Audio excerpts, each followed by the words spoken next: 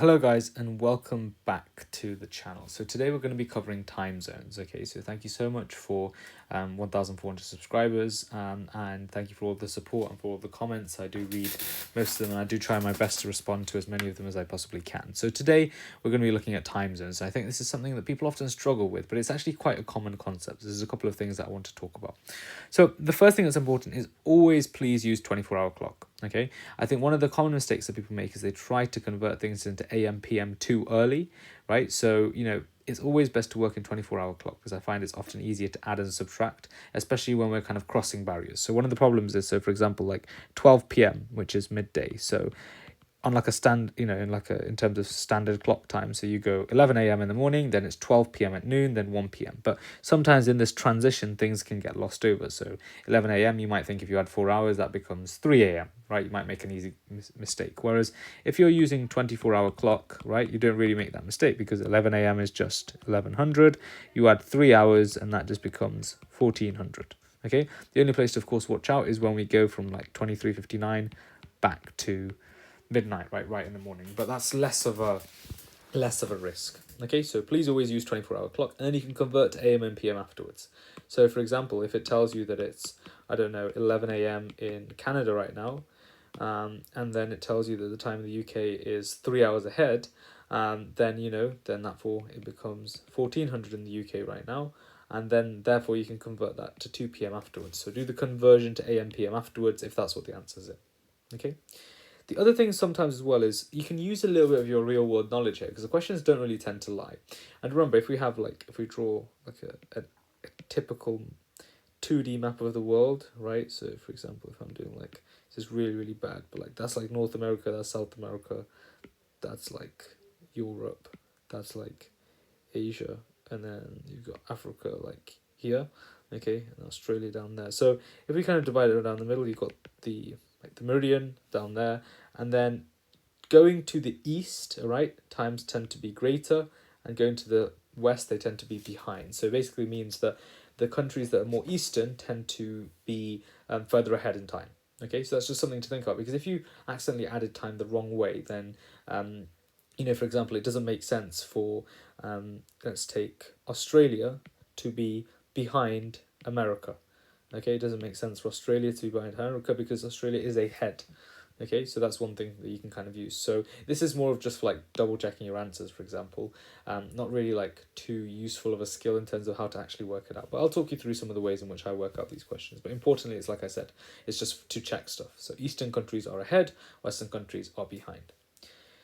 The other thing that's important as well is when you're often doing these questions, what normally happens is they give you times in 2 different time zones. So the important point is pick one time zone to pivot around, right? So pick one and that becomes your kind of solid base.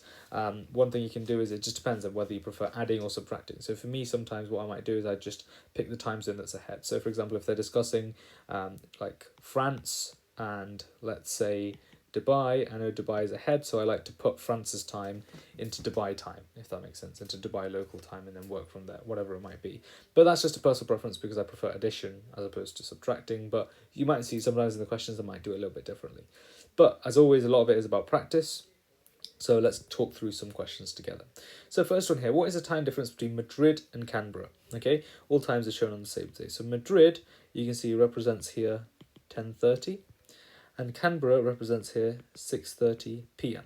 But remember what I said, don't try and work in AM and PM, just do 24-hour clock. So Madrid becomes 10:30 and Canberra becomes 18:30. Okay, and therefore you can see the difference between them is just going to be 8 hours. Very, very simple to do, not too difficult, but importantly, just make sure that you're putting the numbers in properly and use that 24-hour notation. Way, way easier. Okay.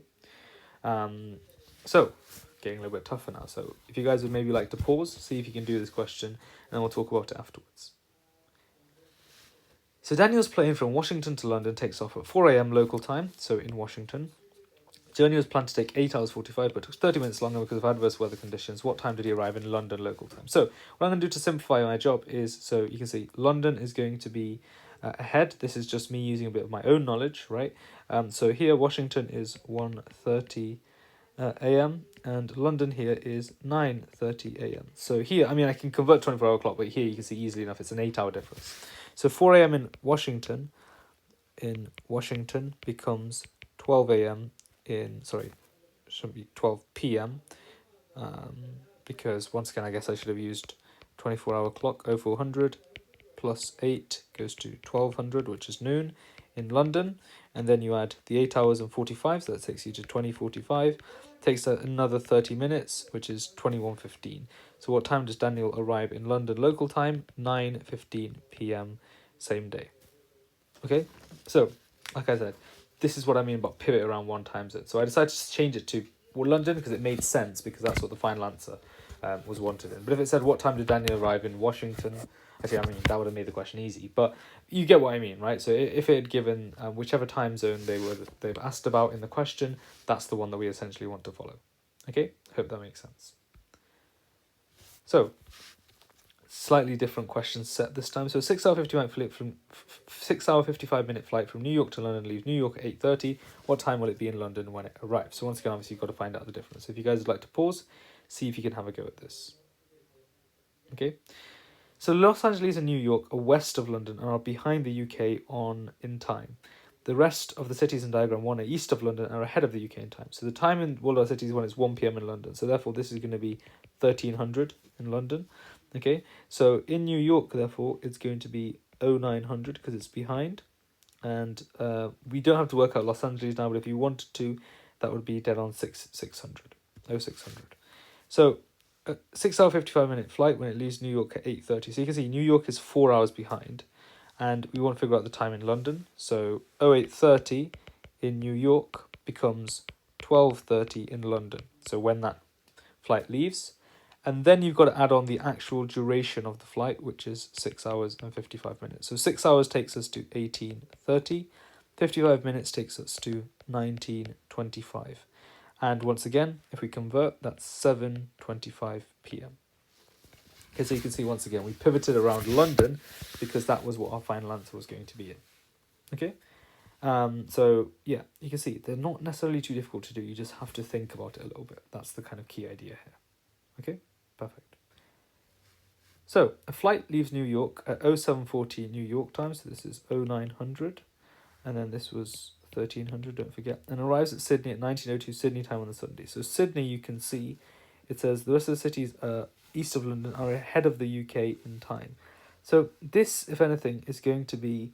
So you can see Sydney is 12. So is it 12 a.m. or is it p.m.? So it doesn't make sense for it to be 12 p.m. because then that would be 1200, so it would be behind London. So therefore it's 12 a.m., which is midnight. Do you see? So the time difference between this and New York is therefore going to be a whopping 15 hours. Sorry, not 13. It's going to be a 15-hour time difference. So 3 hours takes us to 1200, and then another 12 to do 0000. So the flight leaves New York at 0740 New York time on a Saturday and arrives at this time on a Sunday. How long was the flight? So 0740, okay, New York time. Let's convert that into Sydney time, which takes us to, out of 15 hours, which takes us to 22:40, okay, which is PM on the Saturday. And so that's the time it's set off from New York in Sydney time. This is in Sydney time. This is in New York time. And so we arrive at Sydney time at 19:02 the following day.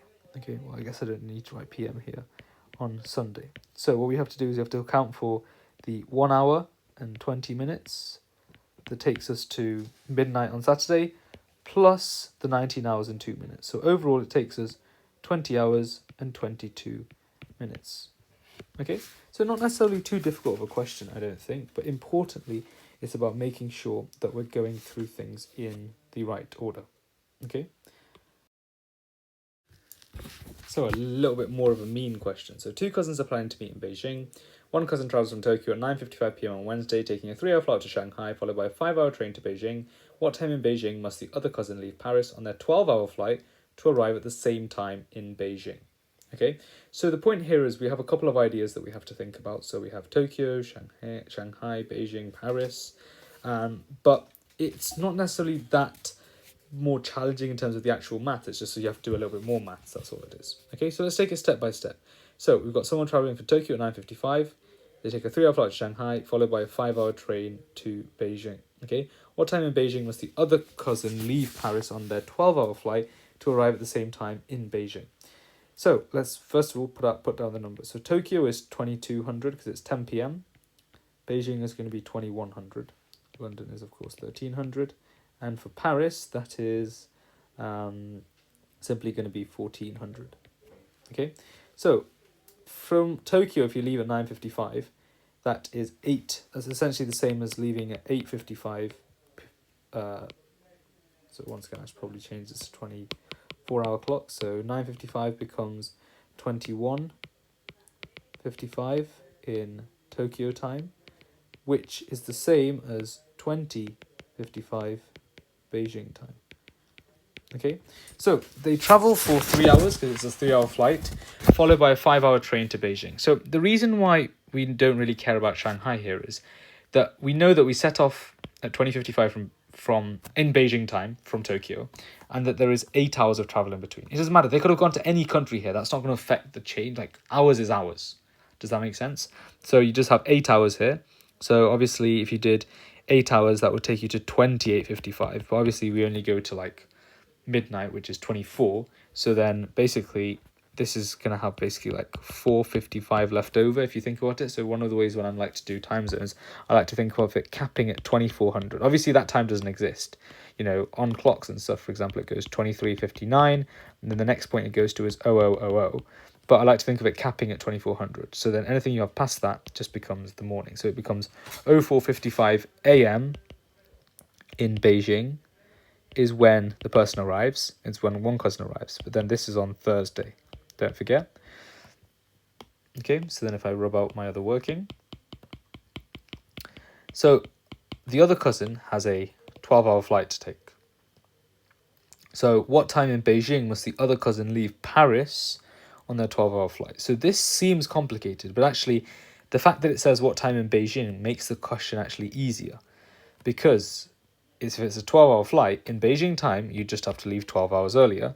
So once again, if you think about this as 28:55 and you subtract 12 hours, that's just going to take you to 16:55, which is going to be 4:55 p.m. Beijing time. Also, I guess the other thing is because it's a 12-hour flight, 12 hours is like the time taken to switch from AM to PM. So you just switch from AM to PM, if that makes sense. So you'd have to leave at 4:55 p.m. Beijing time, but on the Wednesday. Okay, so actually here, so although it seems complicated because they brought in Paris as well, Paris kind of, the fact that it says in Beijing time makes our life way easier. If it said in Paris time, what you'd have to do here is, you can see Paris is 7 hours behind, so you just have to go 7 hours behind this, so 16:55 minus 7, which would be 09:55 a.m. on Wednesday, Paris time. Okay, hope that makes sense. So it's you know, like I said, there are challenging questions in there, but I just wanted to kind of, so some of these questions are from Medify, some of these questions are some of the ones that you guys sent in, so please do keep sending in your questions. I will leave a link to the Google Doc once again in this in this description, and as always, please do comment if you found this video helpful, and please let me know what you'd like to see next. I'm trying to remain as consistent as possible with the uploads, and I will get that full mock out to you guys as soon as possible. But yeah, I hope that will make sense, and I hope you found this video helpful. Please do like, share, subscribe, and share the channel with your friends. It allows me to make more and better content for you guys.